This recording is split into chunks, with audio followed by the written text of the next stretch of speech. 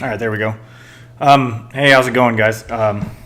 I just got off the water not too long ago, or day ago. But you take time to get the boat put up and do all the maintenance and whatnot on there. Otherwise, things fall apart. When things did fall apart, I had another issue with the trolling motor. Really, not the trolling motor's fault. The Lowrance Ghost. This time, the lake that I went to, the road is so treacherous. Or I went treacherous.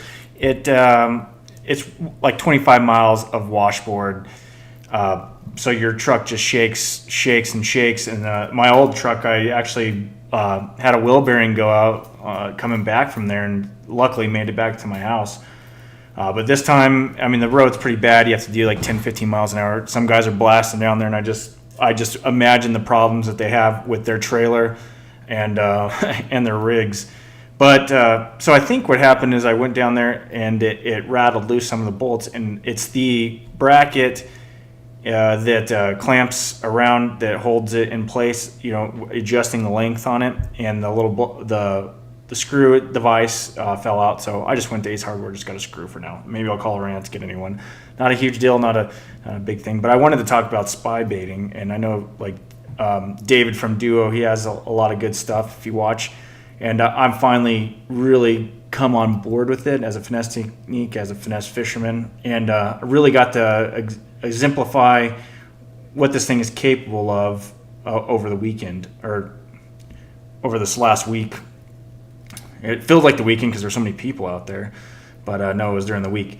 Anyway, so what I haven't heard a lot, the Spinbait 90 here, or Spybait. I kind of Spybait, but I hear people call it Spinbait. What I found is it's not just good for bass. I've caught, this last trip I caught pike, walleye, smallmouth, a range of things, and some of the intricacies of this bait. It's pretty amazing because I've fished the Lucky Craft version, and man, I tell you, this bait. I'm not sponsored by Duo or anything, but this bait is far superior, and it just starts. I can look at the blades on this thing. And the cupping is a little different than, and just the durability. You can see if you get the Lucky Craft one, they're a lot thinner, and it's just like real. It just doesn't have the same pulsating movement through the water on both ends. This one's been a little wore out. I actually had a pike snag it, and he put a little tooth mark on there. And then on the blades, mine are wearing a little bit. And the reason being is because I was actually catching some walleye, and how I was doing that is I'm actually fishing it really close to the bottom and pausing it. I would this is kind of odd because it's a hard bait, and so if you fish the 80 and or in the 92, but I want to get to a point on the 90 that people have talked about, but on the 80 and this that shimmers down. So for the walleyes, how I've been catching them is, man, you just let this thing shimmer down, you reel it a little bit, let it shimmer down, and sometimes you pause it for like a couple seconds, even on the bottom.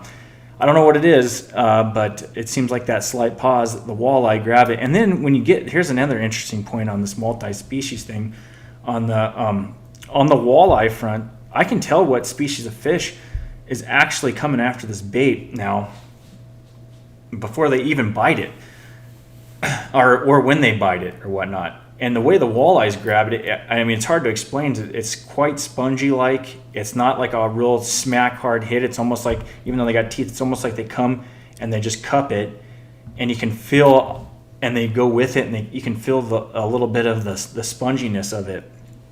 And as opposed to like the smallmouth, I could tell like a smallmouth tracing it. I can kind of feel the smallmouth it seems like if you got the wrong color, or they're just not quite right, they'll hit it. Especially on the lake I have, they have a lot of Cisco's and whatnot. It seems like they're killing it, trying to kill it, or they'll just come and smack the crud out of it. And same with like a pike. A pike just feels like, to me, slightly different than a big smallmouth. But sometimes when I'm fishing this bait now, and I'm tracing it along a certain contour of the bottom, I can feel a fish almost like a disturbance around the bait as this is pulsating and creating this little vortex of water that's coming across here as it's doing its little shimmy, and a fish like disrupts that. If you have the right setup or right rod and the right line, you can almost feel that disturbance there. on this bait, and you can kind of tell when a fish. There's a couple times I could tell like I hit a fish or a fish was right on it, and then I'd follow it up with something else if I couldn't get him to commit to this. And sure enough, there's a fish there with like a little Ned rig or a flick shake. And I've only had a couple fish come unbuttoned with this, and I think it has to do, if you listen to some of David from Duo talk about how having the right setup and how you play the fish. And the one that I did lost was a pretty good smallmouth, and I just reacted as though instinctively as though I had just knocked him on a jig or something, and he popped off. But for the most part, I was getting him, and even if it seemed like they weren't quite on this bite, I'd get him on the back hook, and then if you play him right, like you used to do in the old days with the crankbait, you can get that other hook in him. And I might try changing out these hooks and just and experimenting a little bit more, because these ones are getting a little old, and with a different hook. But the funny thing is on this is I caught a number of fish fishing this various ways this weekend as well as during the week. But yeah, just letting it sit on the bottom, fluttering it, letting it sit on the bottom for like 2 or 3 seconds, and then all of a sudden something would be on. Another time I had it snagged on a rock, right? So this thing was snagged on the rock, and one of the good things about this, I've snagged it a number of times. I've been able to pop this particular bait, this one right here. Obviously it's with me, so I didn't lose it, but I've snagged it and was able to retrieve it. I don't know what it is about the hooks. I don't know what it is. Maybe it's the weight system. I've been able to really knock it off pretty easy. But anyway, I had it hung on a rock, and pops off, and then I think I'm still hung. I'm like, oh my god! And now it's a smallmouth, and I just grabbed it instinctively and snagged it. And another funny thing is I've hooked fish, came back through and caught them on the same bait, and they're the same fish.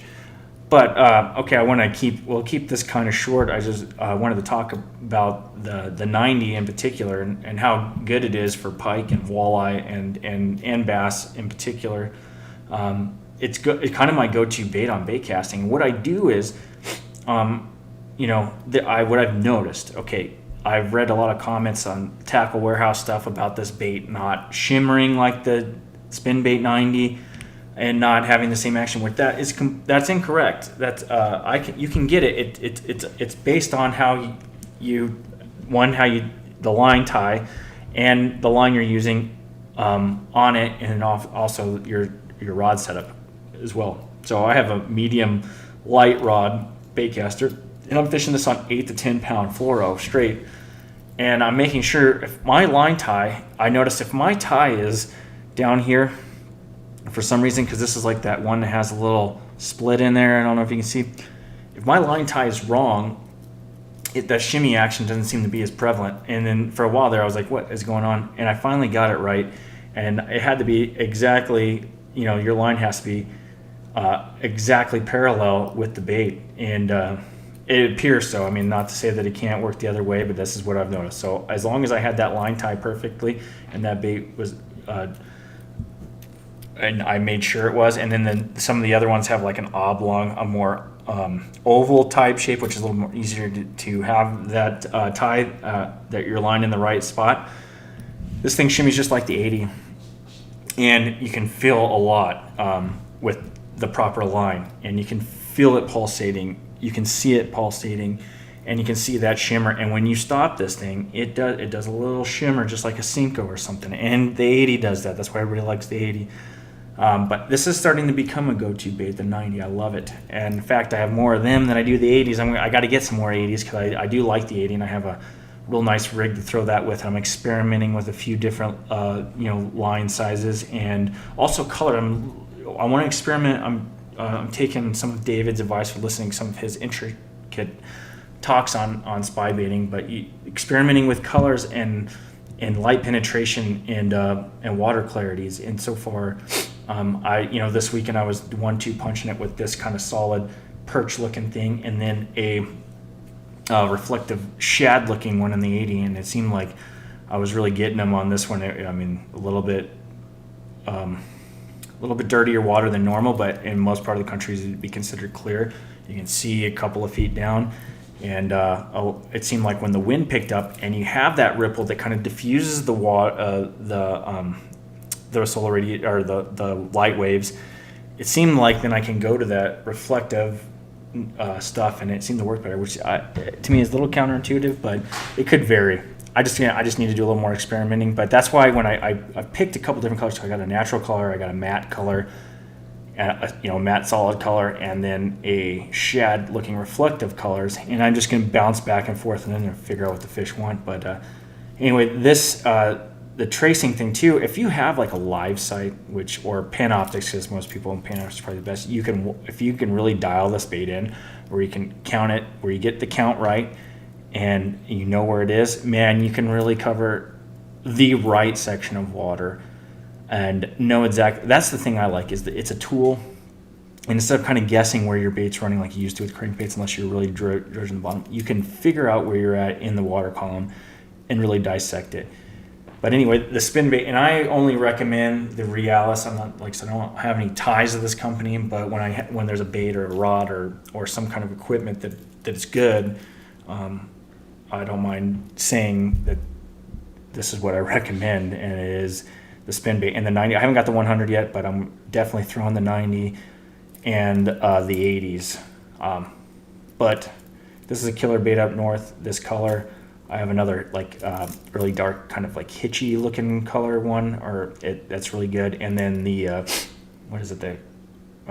It's a real reflective shad color. So those are my three go-to, because they are like $13. So you don't want to. I mean, that's not totally expensive for a lot of lures, but to me, they're still kind of expensive. But I haven't lost one yet. Snagged up multiple times. Go over there and I always pop them off, and sometimes catch fish doing that way. But anyway, that's the Spinbait or Spybait fishing, and I didn't want to go too deep into it, but it's a multi-species bait, and it definitely should be in a person's arsenal, but it does take time, and you have to put in the effort to get the confidence in it, because it does look like a nothing bait. And when you're reeling it through the water, if you're not really paying attention, it doesn't look like it's doing too much either. But in reality, if you have the right setup, you can actually feel the pulse, the vortex these blades are creating around the bait, and the shimmy. And it's amazing at the fish draw that this thing has. And I can see why guys are catching some pretty big fish, big bags, and winning tournaments on this thing. And it will definitely be on my deck for the time being. It might even be a winter bait for me. I got some other stuff, but I'm one of those guys like to think outside the box. I'll throw it during different times of the year. We're going to experiment. We're going to try things. And I'm going to throw it for trout, too. I mean, I trout fish here and there, so got to do what I got to do. But anyway, so on the other news front, I'm trying to gather some sponsors for this next year. I got the U.S. Open. That's my next tournament. I had to cancel the California Open just because the dates and money-wise, I need to allocate capital in the right spots. So with the TN PFL season coming up, I need to have money for the initial stuff for that. And then of course the US Open I can't skip. That's the Mecca tournament out west, and it's just so fun. I love Lake Mead, and it's always a challenge. The Iditarod of bass fishing, and if you can win that changes a lot your life. Anyway, I will talk to you later, and please subscribe and support the channel. I'm trying to get better content out there and do some things, and anytime somebody subscribes or likes or whatnot, it does help me out, or it will eventually, so we need to get to that point. But I appreciate it, and I'll talk to you later.